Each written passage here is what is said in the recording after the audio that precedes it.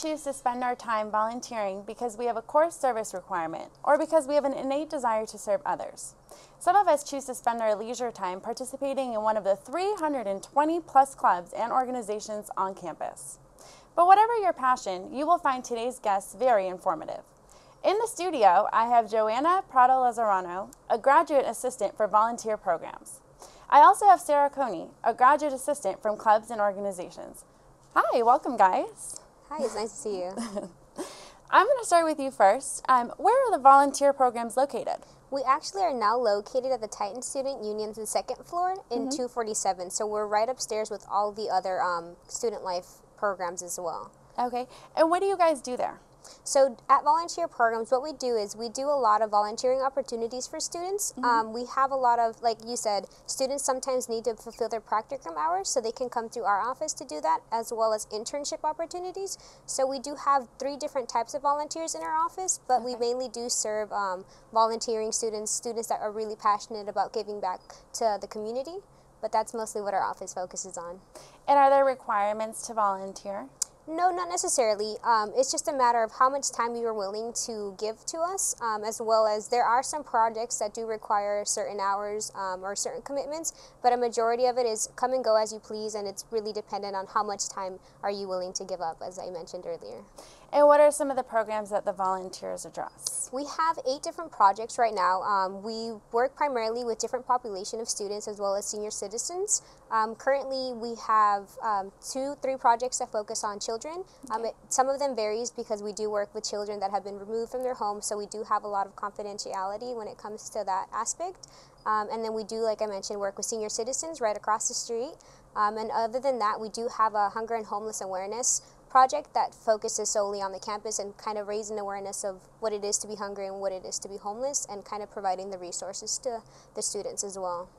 And I believe there's a different title. It's called Student Project Directors, yes. Correct? What and who are they? What do they do? So project directors, we actually have a very different range of them. We have some that are master's students, and we do have some that are undergraduate students, depending from 1st to 4th years.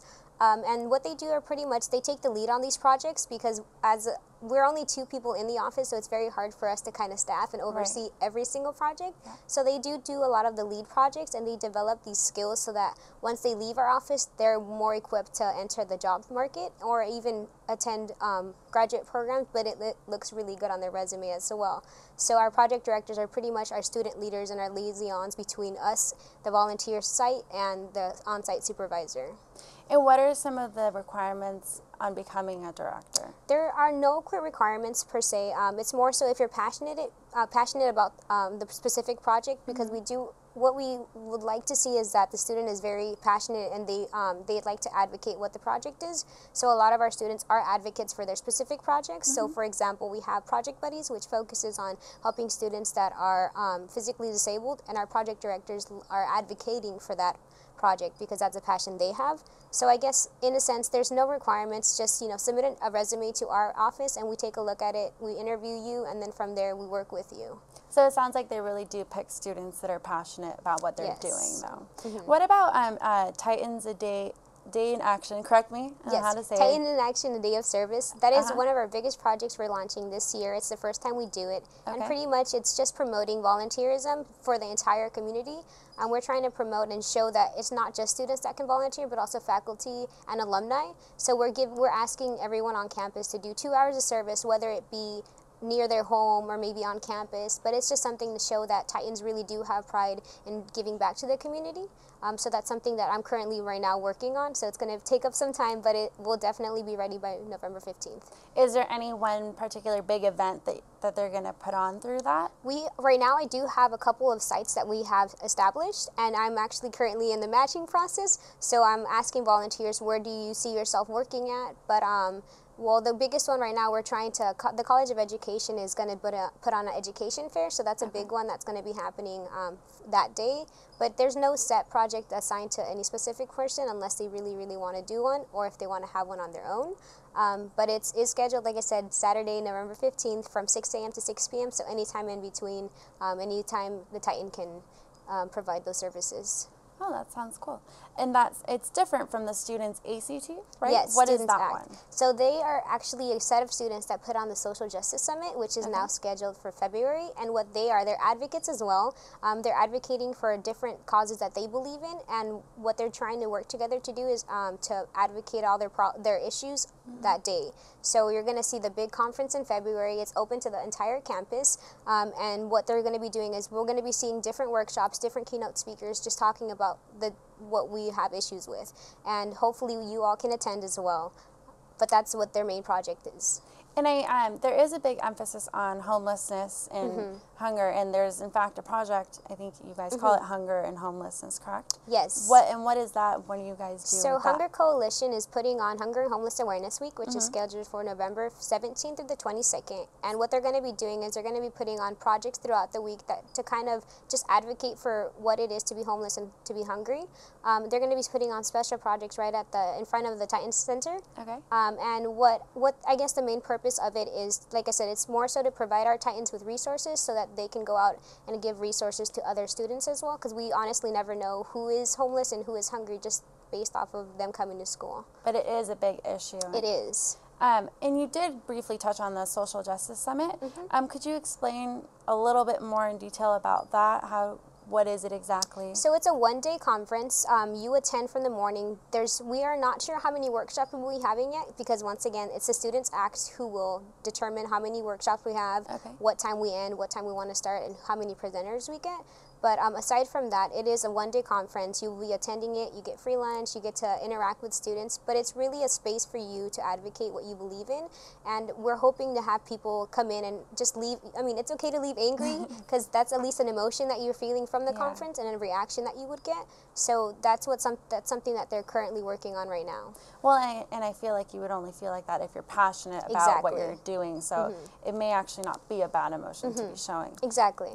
You did briefly mention a couple of the events that you have coming up, but are there any other really big events that are going to be held throughout the semester? Yeah, we actually have one on Saturday. Project Buddies, as I was mentioning, that works with the special education students, they're putting on their Halloween social this weekend on Saturday. So if any of you all want to be interested in volunteering, that'd be great. You just sign up on our website.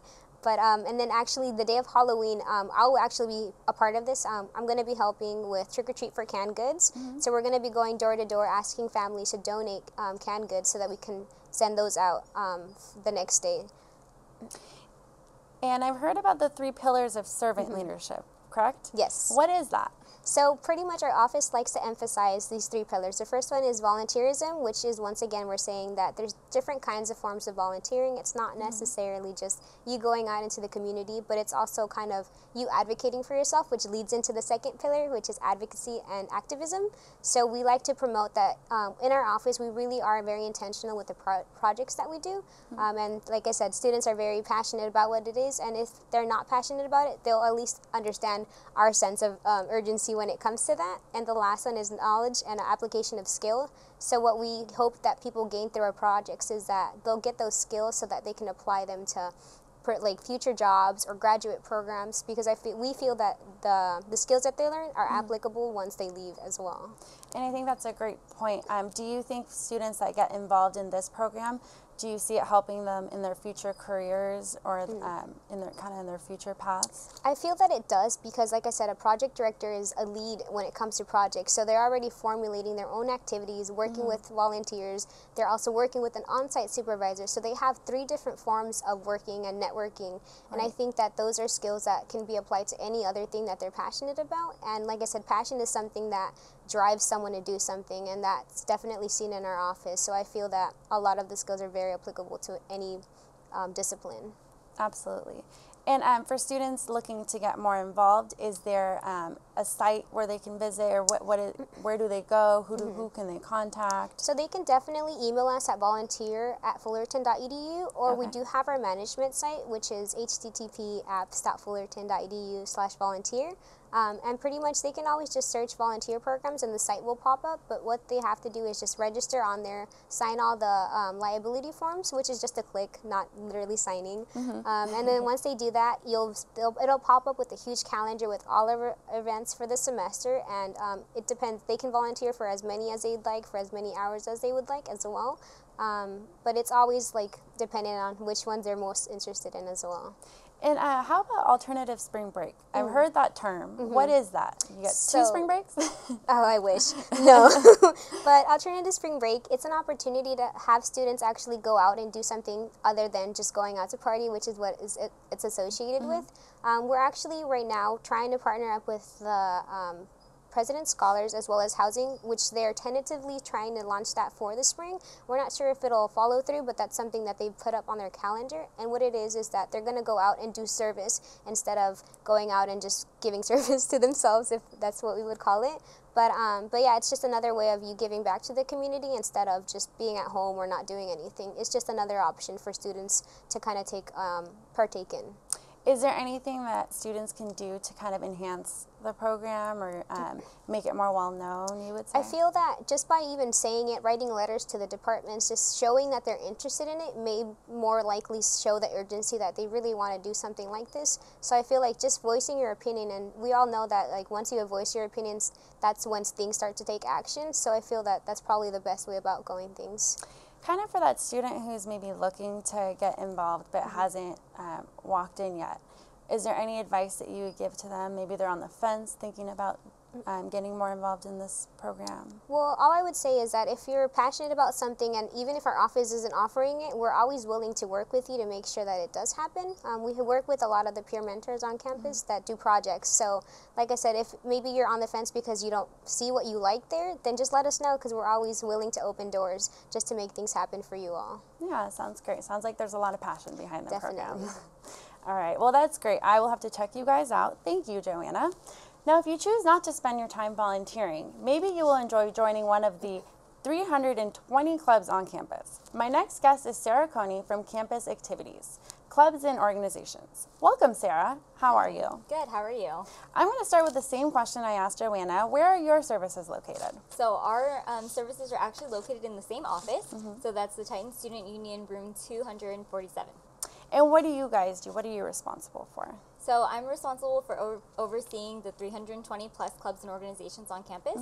And then I also deal with any student run events that might require some special planning. 320 sounds like a huge number of clubs. Yes. Can you give us an example of some of them? So our 320 clubs are actually branched out into 12 different categories. Okay. So within that, there's councils and boards, there's faith organizations, fraternity and sorority life, cultural faith. Just to name a few clubs, there's Alpha Phi Omega, that's one of the community service clubs. Okay. There's Black Student Union, which is one of the cultural clubs. There's the Harry Potter Alliance. There's so many clubs, so many. I just can't name them all. Something for everybody, right? Exactly. And how do these clubs, how would you say they help enhance the college experience for students? So I think aside from being a lot of fun and getting to meet a lot of people, one of the great clubs, or one of the great things about joining clubs is that students are able to interact with people of different cultures. Okay. So it's really enhances their learning because they feel more engaged on campus. And whatever you learn inside of the classroom can really contribute to what you're learning inside of your club as well, and vice versa. And now these days, I know students, they graduate and it's all about marketing yourself and marketing yourself to employers. How would you say clubs kind of contribute towards that? So I think when students participate in clubs, they're able to gain a lot of leadership skills, team building skills, communication skills, and then also on top of that, like I said, working with people of different cultures really helps them to understand the value of diversity in the workplace. And then aside from that, they also learn skills with event planning, budgeting, things like that, if they're in charge of planning certain events. All important skills that employers are looking for these days, right? Certainly. Are there any fees or requirements to joining any of these clubs? So the clubs have their own autonomy when it comes to membership dues. In terms of university fees imposed on the clubs, all of them don't have a fee except for club sports. That one charges a $35 participation fee, Okay. but all of the other ones at this time are not charged a university fee because they're actually they're actually paid for in part by their student fees. Wow, so not bad at all. Yeah, exactly. Can any student start a club? Can I start a club? What are the requirements? So any student can start a club. There's only requirements, academic requirements for presidents and treasurers. Okay. But any student is able to start a club. Now, is there a club recognition process? Yeah, so if a student is interested in starting their own club or re-recognizing an already existing club, then what they would need to do is wait for the recognition window to open on our website. Okay. And once that is open, they need to recruit 5 members. So that would include the president, the treasurer, and 3 other members. They would need to find a faculty advisor or a staff advisor, and then also create a club constitution. And what are some of the advantages of getting your club recognized? So some of the things that you can do if you are a recognized club is you can table on campus, you can reserve facilities on campus, you would be able to post banners and post flyers and chalk, do fundraisers. There's a lot of different benefits associated with that. And I heard you mention briefly a constitution, right? Yeah. What is that? So all of the chapters or clubs on campus are required to have a club constitution. Okay. And what that is a requirement by the chancellor's office from the Cal State system. And it's just a governing document saying their different rules and what they follow as a club. And how often do clubs have to get recognized? Is it once every semester, once every year? So at the end of every year, so about at the end of June, each club is deactivated, and then they would need to go through the recognition process at the beginning of every school year. Do you need to have special permits for certain things? Like if I wanted to put on a barbecue, would I need to have a permit for that? Yeah, so some of the special permits that you would have if you were to host a barbecue would be a food handler's permit, and then also on top of that, depending on the extent of the barbecue, you might have to go through a special events consultation meeting as well. And I hear the word hazing a lot, especially when it comes to kind of clubs or organizations and things like that. Do you guys have a hazing policy? Yeah, the university has a hazing policy. It's very, very strict policy against hazing, obviously, and that can be found on the university's website. And are there forms that you need to fill out in order to start a club, or how do I have to go on the website and register? How would I do that? So to start a club, the recognition application is actually online through our website, which is fullerton.edu/clubs. And then also on that website, you can find a database of forms where you can find the reservation request forms, banner and chalking forms, things like that, so that you can request permission to do those things on campus. If I get stuck, let's just say I'm not very technically savvy. Let's just leave it at that. Where can I go physically for help, or can I call like a number? Is there somewhere I can go and they'll help me with my technical issues? So our physical office space, like I said, is in TSU 247, and then you can also call us at 657-278-7622. Or email us also. My email as a GA is ga_c.activities@exchange.fullerton.edu. Okay, and you mentioned you can post banners and flyers, and you see it all the time just walking around campus. I mean, both for volunteering services and clubs, they do tend to post flyers and little banners and signs and things like that. Is that allowed, or do you need to ask, is there a permission process for that, or can I just do that for my club? So first you would need to fill out a form, but in order for you to have permission to do that, you actually need to be a recognized club. So that's one of the special benefits of being recognized. Now, with over 320 clubs, how would you say I would go about finding the right one for me? So on our website, you can actually find the club directory, but even better is the Titan Student Involvement Center. So that is actually an online space as well as a physical space. So the online space you can access through your student portal. When you log in, there's a tab that says Get Involved, and you can go ahead and click there. Or you can click on the icon that says Get Involved, and you can find the directory there as well. Is there any kind of recruitment day, or a day where all the clubs kind of get out and you can walk around and get more information about the clubs? Yeah, so at the beginning of the semester, we had Days of Discovery. It was formerly known as Discoverfest, and that was a chance for clubs to showcase who they are, and so that they can get sign-ups and people to join their clubs. So that is actually most likely going to happen next semester as well. We're still in the process of determining whether the need is there. But if we do, then you'll see it next semester also. Wow, I will have to look at those clubs and see which one is right for me. Unfortunately, that is all the time we have today. I want to thank both of my guests, Joanna Prado-Lazarano and Sarah Coney, for joining us today. Until next time, I'm Jasmine Kremford of Titan Communications. Thanks for watching this latest edition of In Focus.